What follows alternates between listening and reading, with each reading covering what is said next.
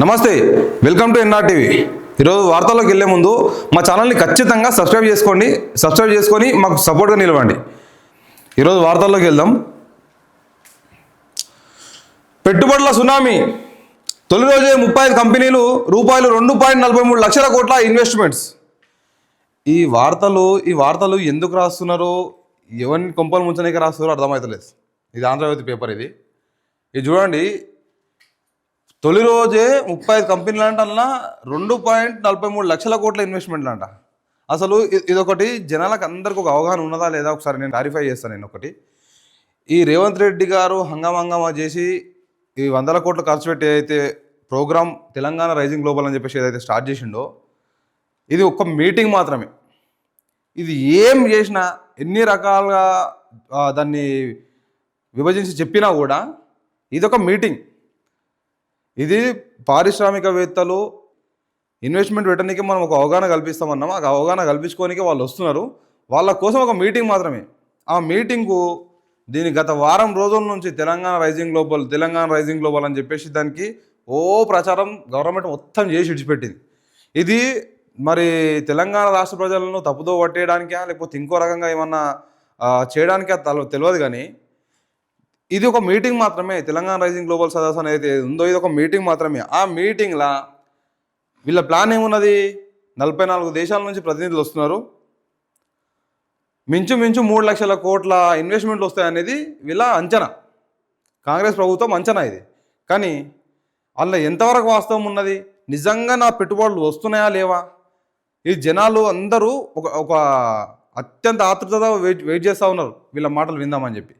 కానీ నేను మీకు క్లారిఫై చేస్తున్నా, ఇది ఒక మీటింగ్ మాత్రమే. ఆ మీటింగు ఎంతమంది అటెండ్ అయ్యారు ఏంటంటే అఫీషియల్గా ఇంకా కూడా బయటికి రాలే. ఈ వార్తలు ఏదైతే ఉన్నదో ఇవంతా డమ్మీ వార్తలు, ఇవి పెయిడ్ వార్తలు ఇవన్నీ. ఎందుకంటే ఒకరోజు ఇస్తాడు, 2 రోజులు ఇస్తాడు పేపర్ వాడు కూడా. మొత్తము వారమంతా ఇంత పెద్ద హెడ్లైన్లతో వేయాల్సిన కర్మ అని కట్టుకోలే. ఇదంతా కనిపిస్తున్నది క్లియర్గా పెయిడ్ వార్తలు అని చెప్పి. దీంట్లో ఏమాత్రం వాస్తవం లేదు. వాస్తవం ఏందో నేను చెప్పే ప్రయత్నం చేస్తాను. ఇక్కడ లక్షల కోట్ల ఇన్వెస్ట్మెంట్లు వస్తాయా రావా అది దేవుడు ఎరుగు. కానీ ఈ తెలంగాణ రైజింగ్ గ్లోబల్ అనే ఒక మీటింగ్ వల్ల కొన్ని కోట్లయితే నష్టం జరిగింది తెలంగాణ రాష్ట్రంకు. అది ఎక్కడ? మళ్ళీ అప్పులలో నుంచే.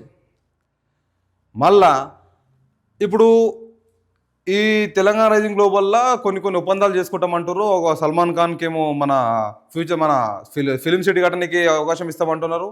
ఆయన కోసం భూమి కేటాయిస్తున్నారు. మరి ఇంకొక మన అంబానీకి ఏమో వంతారా ఒక అడవి కట్టడానికి ఆయనకు ఒక భూమి ఇన్ని ఎకరాలు ఆయనకి ఇస్తామంటున్నారు. ఇట్లా అనేక రకాలుగా జనాలకు ఎవరెవరైతే మెయిన్ ఉన్నారో తెలంగాణ ప్రాంతవాసులకు కాదు. మరి తెలంగాణ ప్రాంతవాసులు ఎవరు కట్టరా? అది తెలంగాణ పారిశ్రామిక దిగ్గజాలు లేరా? ఎవరు బిజినెస్లు చేసే వాళ్ళు లేరా తెలంగాణలో? వాళ్ళకి ఇస్తలేరు ఎందుకో? వాళ్ళకి అవకాశం ఇస్తలేరు ఎందుకో? వాళ్ళకి 5కి ఇస్తే, వాళ్ళకి 10కి ఇస్తే వీళ్ళకి 5కి ఇవ్వండి. వాళ్ళు 100% చేస్తుండొచ్చు, వీళ్ళు కనీసం 80-90% చేస్తారు కదా. కానీ ఈ తెలంగాణ మొత్తము తప్పుదో పట్టించే ప్రయత్నం చేస్తూ ఉంది గవర్నమెంట్. దాంట్లో ఏమాత్రం వాస్తవం లేదు.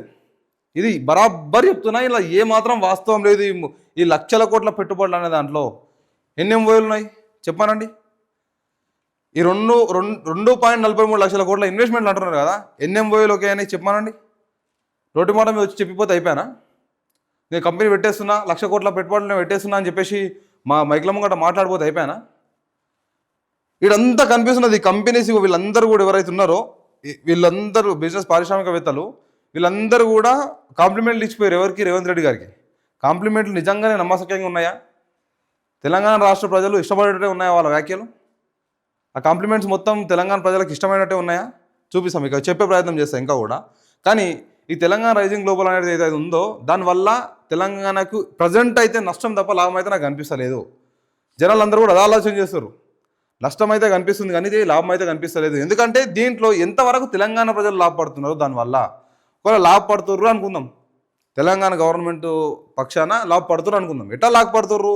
ఈ 2.43 లక్షల కోట్ల ఇన్వెస్ట్మెంట్లు అని చెప్పేసి మీరు ఇంత పెద్ద హెడ్లైన్స్ చేస్తారు కదా, దీనికి ఎన్ని ఎంఓయూలు ఓకే అయినాయి? ఎంఓయూ అంటే ఏంది? ఎంఓయూ అంటే కూడా గవర్నమెంట్కు ఆ పారిశ్రామిక కంపెనీ ఏదైతే ఉందో ఆ బిజినెస్ కంపెనీ ఏదైతుందో ఆ కంపెనీకి ఇద్దరి మధ్యలో జరిగిన ఒక ఒప్పందమే ఆ ఎంఓయు. ఆ ఇద్దరికి మధ్యలో జరిగిన ఆ ఒప్పందమే ఎంఓయు. అంటే ఒక కంపెనీ పెడితే ఒక ఒక 100% ఒక కంపెనీ పెట్టింది అనుకుంటే ఆ ఎంఓయు అనేది ఒక 1% మాత్రమే.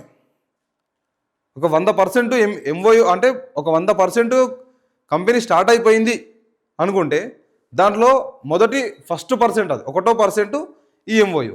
ఆ ఎంఓయు ఓకే అయిందా? ఫస్ట్ 1% స్థానంలో ఉన్న ఎంఓయు ఓకే అయిందా? ఓకే అయితే మీరు చెప్తారా? చూపిమానండి. ఎవరు చూడలేరండి? నిన్న ఎవరు చూడలేరు? నేను కూడా చూసిన, లైవ్లో ఉండి నేను కూడా చూసిన. ఏం చేసిర్రు? అన్ని కంపెనీలు ఇన్వెస్టర్లు వచ్చిర్రు, మాట్లాడిర్రు, స్పీచ్ ఇచ్చిర్రు, వెళ్ళిపోయారు. మరి ఇంట్లో ఎంతవరకు నిజం ఉన్నది? ఒకవేళ ఎంఓయూలంతా ఓకే అయినాయా? ఓకే అయినాక చెప్పండి ఈ ఫిగర్లు. మీరు ఇప్పుడు ఎందుకు చెప్తున్నారు? అంటే తెలంగాణని ఒక మభ్యపెట్టి పాలన చేద్దాం అనుకుంటున్నారా? తెలంగాణ రాష్ట్ర ప్రజలు, నిరుద్యోగులు, యువత అందరూ ఎంతో ఆసక్తిగా వేచి చూస్తున్నారు మీ పరిపాలన వల్ల. ఈ పరిపాలన పట్ల తెలంగాణ ఈ రైజింగ్ గ్లోబల్ అనే కాన్సెప్ట్ పట్ల ఎంత ఇన్వెస్ట్మెంట్లు వస్తాయి, ఎన్ని ఉద్యోగ అవకాశాలు కలుగుతాయి, మా జీవితాలు ఏమన్నా బాగుపడతాయా అని చెప్పేసి తెలంగాణ ప్రజలంతా వేచి చూస్తున్నారు. కానీ వాళ్ళకి ఏం చేస్తున్నారు? వీళ్ళు తప్పుదో పట్టే ప్రయత్నం చేస్తారు, తప్పుదో పట్టించే ప్రయత్నం చేస్తున్నారు. ఇప్పుడు అంబానీకి సొంతంగా చేయాలంటే చేయలేడు ఆయన. సొంతంగా చేయాలంటే ఆయన 100 ఎకరాల భూమి కొనేసి ఆయన వంతారా అడవిని క్రియేట్ చేయలేడా? ఆయన చేసే కాన్సెప్ట్ మంచిదే, కానీ ఒకవేళ చేయాలనుకుంటే ఆయన చేయలేడా? మరి రాష్ట్ర ప్రభుత్వం ఎందుకు సపోర్ట్ చేయాలి ఆయనకు? ఒకవేళ సపోర్ట్ చేయాలి, ఖచ్చితంగా. సపోర్ట్ చేయకపోతే వాళ్ళు చేయలేరు అనుకుందాం. తెలంగాణలో ఎవరు చేయరా? అది తెలంగాణలో ఆ పని ఎవరు చేయరా? ఆ కాంట్రాక్ట్ తెలంగాణ ప్రజలకు ఎందుకు ఇయ్యరు? తెలంగాణ బిజినెస్ మ్యాన్లు లేరా? వాళ్ళకి అవకాశాలు ఎన్ని వస్తున్నాయి? సల్మాన్ ఖాన్కు ఫిలిం సిటీ కోసం ఆయనకు భూమి ఇస్తా అంటున్నారు. మరి తెలంగాణలో ఎవరు కట్టరా అది? ఒకవేళ ఆ ఫిలిం సిటీ సల్మాన్ ఖాన్కే ఇచ్చిర్రు, కట్టిండే అనుకుందాం. దానివల్ల తెలంగాణ ప్రజలకు ఎంతో ఉపయోగపడుతున్నది. ఇప్పుడు ఫిలిం సిటీ ఉన్నది, ఇప్పుడు రామోజీ ఫిలిం సిటీ ఉన్నది, ఇంకో ఫిలిం సిటీ ఉన్నది. ఈ ఫిలిం సిటీల వల్ల తెలంగాణ ప్రజలకు ఎంత ప్రయోజనాలు కలుగుతున్నాయి? తెలంగాణ ప్రజలు లిటరల్గా చెప్పాలంటే దాంట్లల్లా ఊడవనీకి, కడగనీకి కొంతమంది మాత్రమే టెక్నీషియన్గా పనిచేస్తారు తప్ప ఒకరిద్దరేమో హీరోలుగా ఎదిగారు తప్ప దానివల్ల తెలంగాణ ప్రజలకు ఎంతవరకు న్యాయం జరిగింది? ఈ తెలంగాణ ప్రజల బాధ ఇది. చెప్పండి మీరు కూడా. ఎంత వాస్తవం ఉంది? ఇప్పటిదాకా ఉన్న ఫిలిం సిటీలల్లా ఏ ఫిలిం సిటీ తెలంగాణ ప్రజల కోసం విన్నది? ఏ ఫిలిం సిటీ తెలంగాణ ప్రజల కోసం నిలబడ్డది? తెలంగాణలో ఫ్లడ్స్ వచ్చినప్పుడు, తెలంగాణ ఇబ్బందులు అయినప్పుడు ఎంతమంది హీరోలు తెలంగాణ కోసం పాటుపడ్డారు? ఏమిచ్చిర్రు? 5-10 రూపాయలు ఇచ్చి పక్కకు జరిగారు. అదే ఆంధ్రాకు జరిగినప్పుడు, ఆంధ్ర ఫ్లడ్స్ వచ్చి ఆంధ్ర ఆగమైనప్పుడు లక్షల కోట్లు, ఒక్కొక్కరు పదుల సంఖ్యల కోట్లు విరాళాలు ఇచ్చారు. మరి తెలంగాణకి ఇచ్చారా? తీయండి, చిట్టా తీయండి. తెలంగాణకి ఎంత వాళ్ళు మేలు చేసిర్రు, ఆంధ్రాకి ఎంత మేలు చేసిర్రు? ఎవరు మేలు పొందుతున్నారు? వీళ్ళు కట్టే ఫ్యూచర్ సిటీల వల్ల, వీళ్ళు కట్టే ఫిలిం సిటీల వల్ల ఎవరు లాభపడుతున్నారు? ఎవరికి లాభం జరుగుతున్నది? ఇదంతా జనాలు ఆలోచన చేయాలి. మీరు ఆలోచన చేసిన రోజే ప్రభుత్వాలు మారుతాయి. మీరు మారిన రోజే ప్రభుత్వాలు మారుతాయి తప్ప మీరు చూసుకుంటున్న రోజులు లక్షల కోట్ల అప్పు మనకు చూపిస్తూనే ఉంటారు. మనం అక్కడ ఉండి చూస్తూనే ఉంటాం.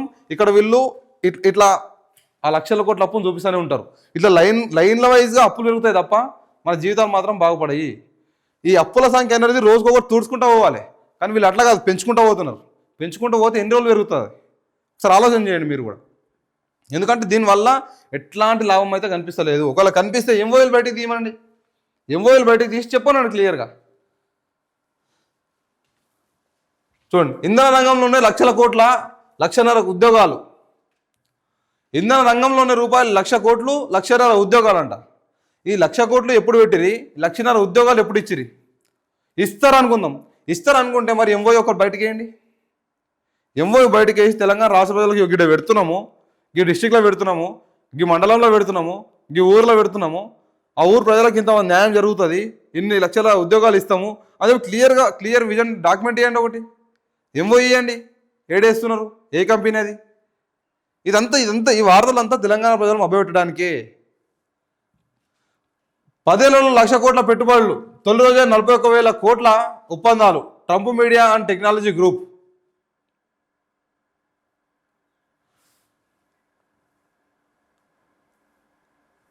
అసలు ఈ ఈ రాష్ట్రుడు కూడా ఎట్లా రాష్ట్రం చూడు, 10 ఏళ్లలో 1,00,000 కోట్ల పెట్టుబడి, తొలి రోజే 41,000 కోట్ల ఒప్పందాలు, Trump media and technology Trump group అంట. ఇది ఇప్పుడు ఎట్లా రాస్తున్నాడో అర్థమవుతలేదు, ఏమని రాస్తున్నాడో అర్థమవుతలేదు. ప్రతి ఒక్కటి ఏదో రకంగా ఉల్టానే అనిపిస్తున్నది. ఇగో డీప్ టెక్ రంగంలో బ్రూక్ ఫీల్డ్ యాక్సెస్ 75,000 కోట్లు, 31,000 కోట్ల పెట్టుబడులకు ఎవరెన్ యాక్సెస్ సంతకాలు, రూపాయలు 27,000 కోట్ల పెట్టుబడులకు విన్ గ్రూప్ సిద్ధం, సల్మాన్ ఖాన్ రూపాయలు 10,000 కోట్లు, మెగా 8,000 కోట్లు, వంతాల తరహాలో జూ ఏర్పాటుకు రిలయన్స్ ఓకే, మై హోమ్ నుంచి గ్లోబల్ కంపెనీల దాకా ఎంఓఏలు వెల్లువ, సీఎం రేవంత్ రెడ్డిపై ప్రశంసల వర్షం, తెలంగాణ గ్లోబల్ సదస్సులో తొలి రోజు సూపర్ సక్సెస్. ఇప్పుడు వీళ్ళు ఎంఓఏలు వచ్చినాయి అంటున్నారు, కానీ ఒక్కటన్నా మరి మీరు బయట పెట్టి ఇవి ఇన్ని ఎంఓఏలు ఓకే అయినాయని చెప్పేసి మీరు తెలంగాణ ప్రజలకు చూపించాలి కదా, చూపించాల్సిన బాధ్యత మీ మీద ఉంది కదా. మరి ఎంతవరకు వాస్తవం అది చూడండి. 10 ఏళ్లలో మా ప్రభుత్వం లక్ష్యం ఇదే, 10 ఏళ్లలో మా ప్రభుత్వం లక్ష్యం ఇదే అంటే 10 ఏళ్ళు వీళ్ళు ఉంటారని ఫిక్స్ అయిపోయారు. ఇక తెలంగాణలో కాంగ్రెస్ ప్రభుత్వం ఉంటామని చెప్పి ఫిక్స్ అయిపోయారు. ఇక 10 ఏళ్లలో మా ప్రభుత్వ లక్ష్యం ఇదే అని చెప్పి చెప్తారు. అంటే 5 ఏళ్లలో సగమే చేసాం, ఎందుకంటే ఇంకా 5 ఏళ్ళు మనం గెలియాలి కాబట్టి ఇంకా సగం అప్పుడు చేస్తామని చెప్పేసి చెప్తున్నట్టు వీళ్ళిగా. ఎందుకంటే ఒక ప్రభుత్వంకు రాష్ట్ర ప్రజలు ఎప్పుడైనా సరే, ఏ గవర్నమెంట్కి అయినా సరే, అది ఏ రాష్ట్రంలో అయినా సరే, ఏ దేశంలో అయినా సరే, ప్రజలు గవర్నమెంట్కి 5 ఏళ్ళే అవకాశం ఇస్తారు. ఫస్ట్ 5 ఏళ్ళ అవకాశం ఇచ్చినాక నువ్వు చేసే పనులన్నీ 5 ఏళ్ళలో చేసి నెక్స్ట్ 5 ఏళ్ళకు నువ్వు ఎలక్షన్కి రావాలి మళ్ళీ. కానీ వీళ్ళందరూ వీళ్ళ విశ్వాసము ఇదంతా, దీన్ని విశ్వాసం అనాలన్నా లేకపోతే ఓవర్ కాన్ఫిడెన్స్ అనాలన్నా తెలియదు. కానీ ఇగో 10 ఏళ్లలో మా ప్రభుత్వ లక్ష్యం ఇదే అంటే 10 ఏళ్ళు వీళ్ళు ఉంటామని ఫిక్స్ అయిపోయారు. ఇక వీళ్ళు తెలంగాణ ప్రజలంతా గుడ్డిగా వీళ్ళ కోట్లు వేసేసిర్రు, ఇంకా ముందు వేసేస్తారు. 10 ఏళ్ళు మేమే ఉంటామని చెప్పి చెప్పుకుంటారు. ఎందుకంటే రాసుకోరు కదా రాష్ట్రంలో, వీళ్ళు తెలంగాణ రాష్ట్రంను రాసుకోరు కదా ఒక్కొక్కరు. మేము 10 ఏళ్ళు ఉంటాం, మేము 10 ఏళ్ళు ఉంటాం అంటే అందరు రాజకీయ నాయకులు రాసుకున్నారు తెలంగాణ రాష్ట్రం. అవే ఉన్నాయి మాటలు ఇవి. అత్యుత్తమంగా తీర్చిదిద్దాం, దేశ జీడిపిలో 5% ఉన్న వాటాను 2047 నాటికి 10% చేస్తాం, ప్రాంతాల వారి అభివృద్ధి లక్ష్యాన్ని నిర్దేశించుకున్న రాష్ట్రం ఇదే. ప్రాంతాల వారిగా అభివృద్ధి లక్ష్యాన్ని నిర్దేశించుకున్న రాష్ట్రం ఇదేనంట. మరి ప్రాంతాల వారిగా ఎన్ని డెవలప్మెంట్ పనులు చేసిన అనేది తెలంగాణ ప్రజలంతా చూస్తున్నారు, చూడాలి, చెప్పాలి కూడా. తెలంగాణ రాష్ట్ర ప్రజలందరూ ఈ ప్రాంతాల వారిగా అభివృద్ధి లక్ష్యం చేసుకున్నామని చెప్పేసి అంటున్నారు.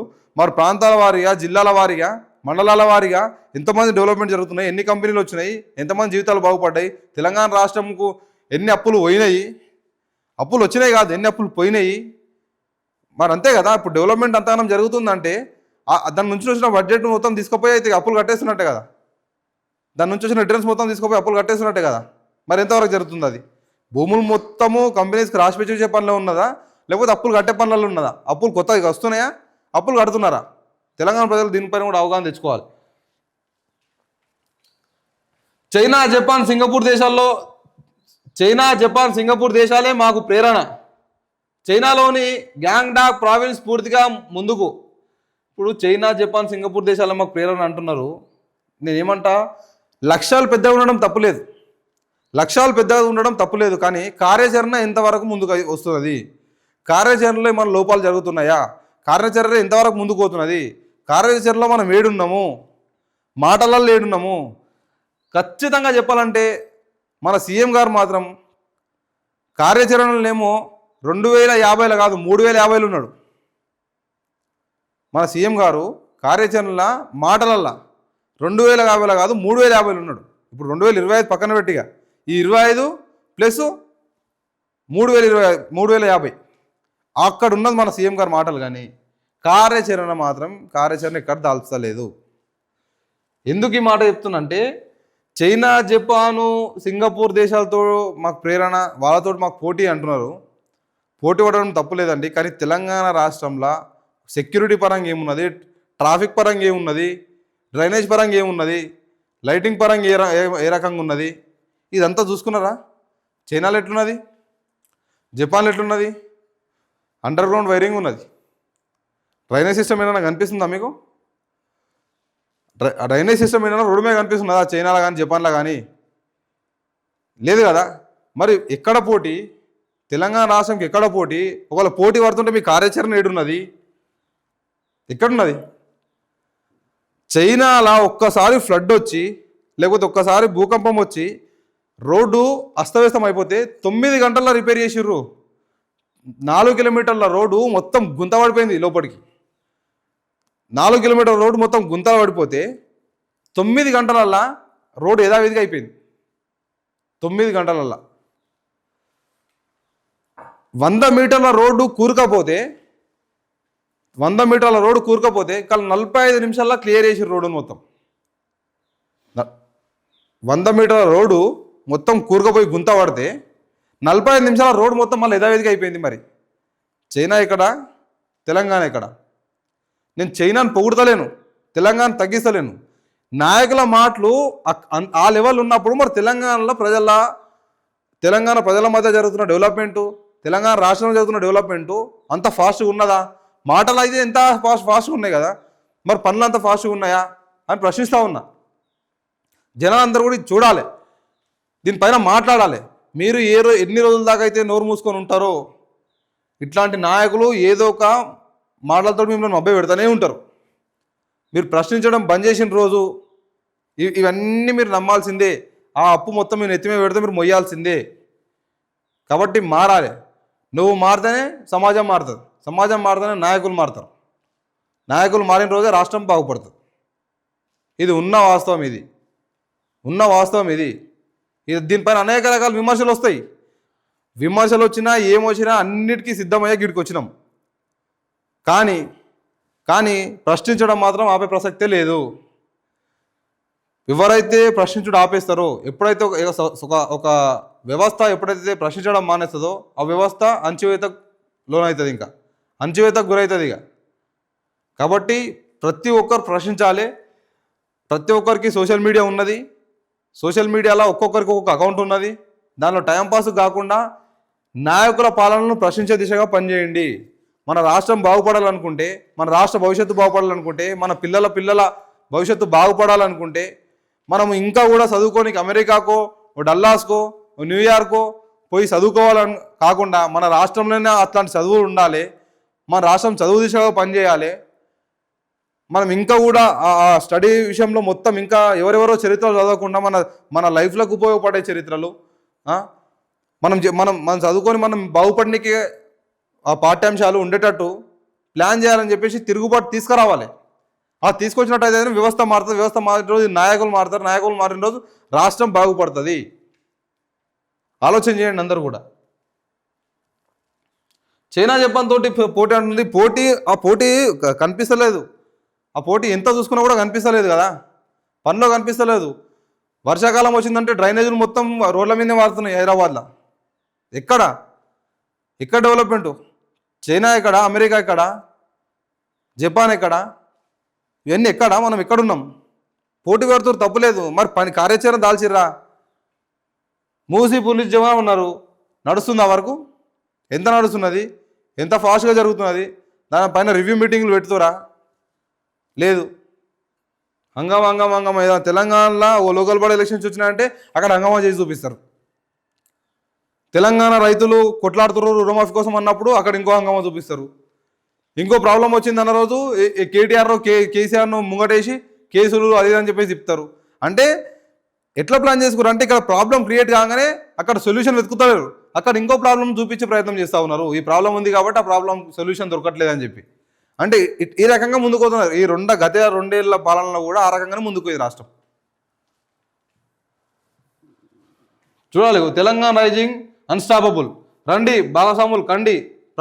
ప్రారంభోత్సవంలో సీఎం రేవంత్ రెడ్డి గారి స్పీచ్లకు మాత్రము నచ్చనోడు ఎవడు ఉండడు. ప్రతిపక్ష పడైనా వస్తాడు,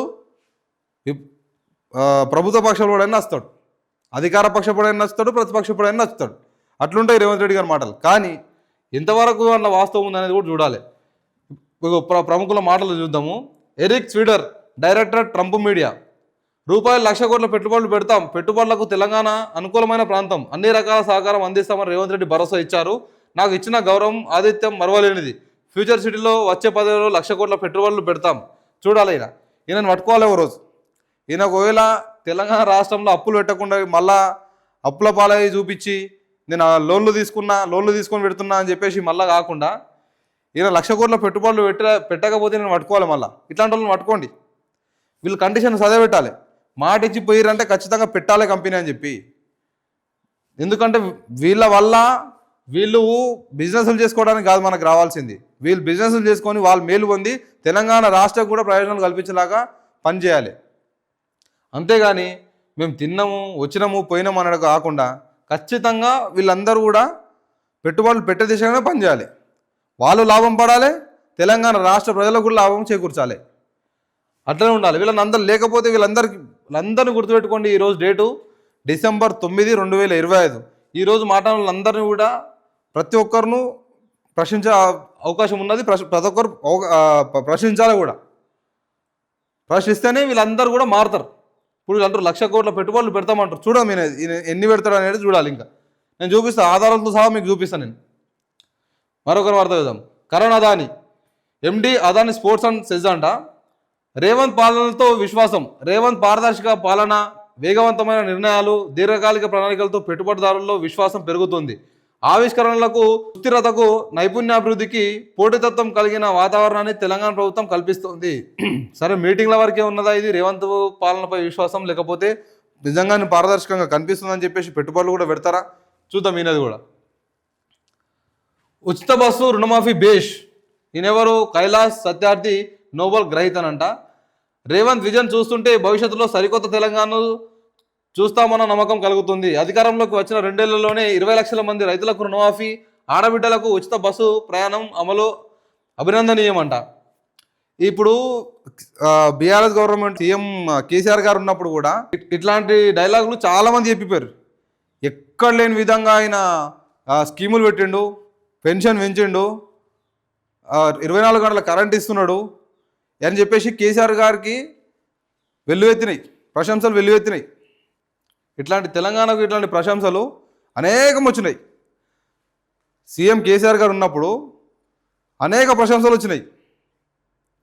ఈయన అనేక రకాల అభివృద్ధి కార్యక్రమాలు చేస్తున్నాడు, సంక్షేమ కార్యక్రమాలు చేస్తున్నాడు, బాగుపరుస్తున్నాడు జీవితాలు అందరికీ అని చెప్పేసి.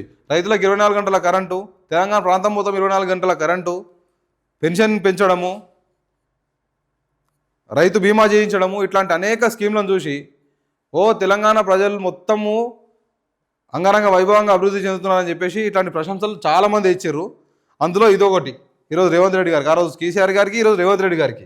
కానీ వీళ్ళందరూ గాలిగొట్టే ప్రయత్నం చేస్తున్నట్టు నాకు అనిపిస్తూ ఉన్నది. రేవంత్ విజన్ చూస్తుంటే భవిష్యత్తులో సరికొత్త తెలంగాణ చూస్తామన్న నమ్మకం కలుగుతుంది. అధికారంలో వచ్చిన 2 ఏళ్లలోనే 20 లక్షల మంది రైతులకు రుణమాఫీ, ఆడబిడ్డలకు ఉచిత బస్సు ప్రయాణం అమలు అభినందనీయం.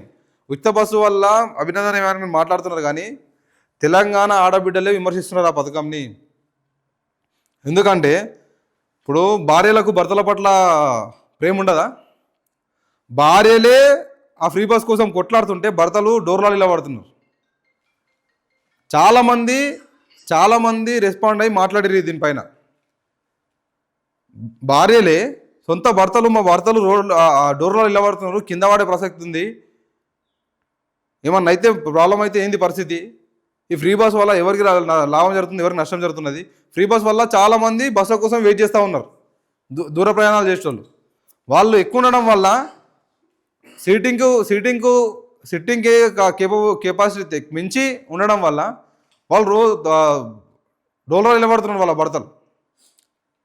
అనేక మంది వాళ్ళ పిల్లలు మగవారు ఉన్నారంటే వాళ్ళు డోర్లో నిలబడాల్సిన పరిస్థితి ఉన్నది. ఫ్రీ బస్ ఉండడం వల్ల అనేక మంది ట్రాన్స్పోర్ట్కి అదే వాడుతున్నారు లేడీస్. దానివల్ల సీట్లు దొరకతలేవు, ఇబ్బంది అవుతున్నది, మా భర్తలు డోర్లో నిలబడుతున్నారు అని చెప్పేసి చాలా రకాల విమర్శలు ఉన్నాయి. అది చూసుకుంటే ఒక్కటి కాదు. మళ్ళీ ఇంకో విమర్శ ఏమున్నది? ఆడోళ్ళకేమో ఫ్రీ చేసిండ్రు, మొగోళ్ళకేమో ఛార్జీ పెంచారు, డబల్ చేసారు అని చెప్పి విమర్శ కూడా ఉన్నది. ఇవంతా వీళ్ళకి తెలియదు. వీళ్ళకి ఏం తెలుసు? ఆ మహిళ ముంగట మాట్లాడింది వినడం మాత్రం తెలుసు. రియాలిటీలో వీళ్ళు తెలుసుకుంటారా ఏమన్నా? ఏ ఊర్లో వచ్చి తిరుగుతారా? వీళ్ళు తిరగరు. కాబట్టి ఏమి గత నమ్మాల్సిందే.